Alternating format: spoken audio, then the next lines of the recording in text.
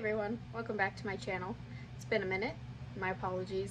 I've had a lot happen in the past couple of years, but I'm ready to get back on BookTube and talk about books because that's what I love to do. I'm doing a book haul. Keep in mind, this was not bought all at one time, but after this I am officially on a book buying ban, so let's get into it. So first we have The House in the Pines by Anna Reyes.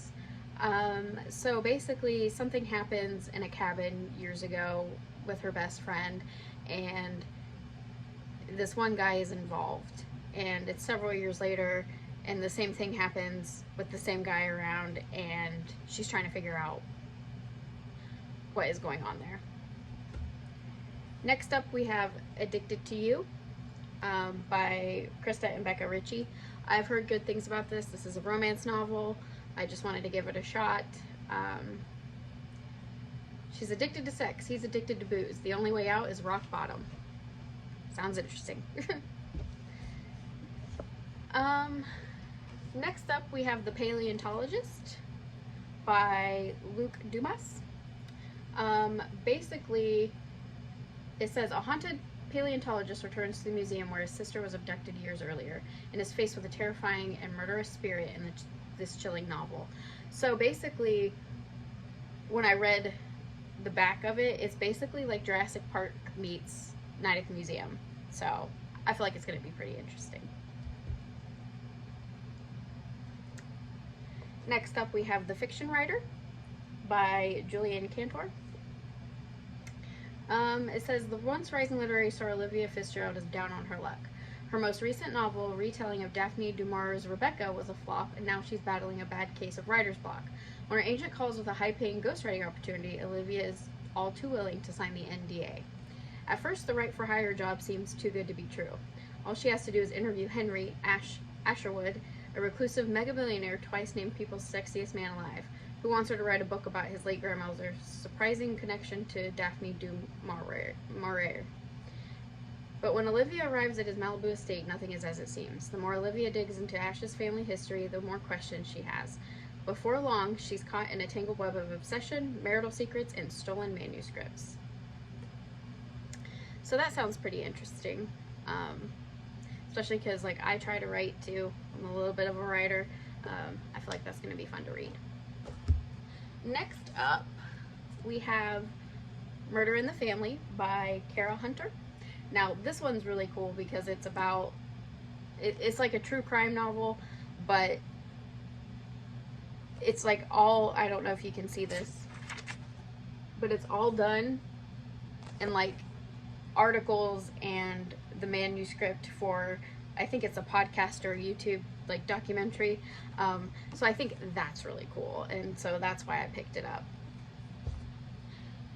Alright, next up, I know a lot of people have this one and have probably already read it, but I'm getting to it. That's Iron Flame by Rebecca Yarros. It's the sequel to Fourth Wing.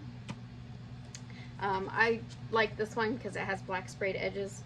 Really can't tell, I guess, but yeah, I'm excited to read it. I liked Fourth Wing. It's one of those things where, is it worth the hype? I don't know. I enjoyed it, but is it worth the hype? Eh. Next up we have Wonderland by Jennifer Hillier. I like anything that takes place in an amusement park or a circus, which I'll get to another book about a circus here in a minute. But strange things go on at this amusement park after night, and this detective is trying to figure out what happened to a bunch of teens, and yeah, sounded interesting. Next up we have another pretty popular one, and that's Powerless. I do believe this is a fantasy. Says the elites have possessed powers for decades, gifted to them by the plague, while those born ordinary are just that, banished from the kingdom of Ilia and shunned from society. No one knows this better than Peyton Gray, an ordinary posing as a psychic to blend in with the elites. But when she unwittingly saves one of Ilia's princes, Kai Azar, she's thrown into the purging trials, a brutal competition showcasing the elite's power.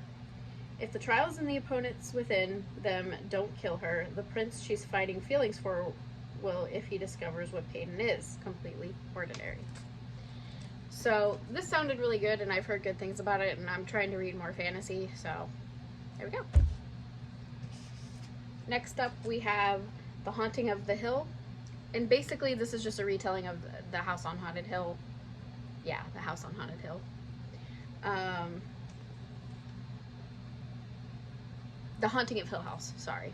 I think that's kind of a similar thing, but it's a retelling of The Haunting of Hill House. Alright, next up we have a nonfiction book. I was recently diagnosed with ADHD as an adult, and it's been wonderful to know why I am the way I am. And a woman who's here on YouTube, her name is Jessica. It's called How to ADHD. Well, she made a book called How to ADHD. And so far, I've gotten a few chapters in. I feel so seen. And if you have ADHD or think you might or know someone who does, check out her channel and please check out this book. Alright, and finally, we have Sanctuary of the Shadow. I'm about 30 pages into this. I love it. This has to do with circus and magic, so immediately interested. And I also love these edges. Like, come on, that's awesome. So yeah, so far it's pretty good. Kind of wait till it gets more, you know, fast paced. But all right, well, that was my book haul. I do have a book review coming up of Black Sheep.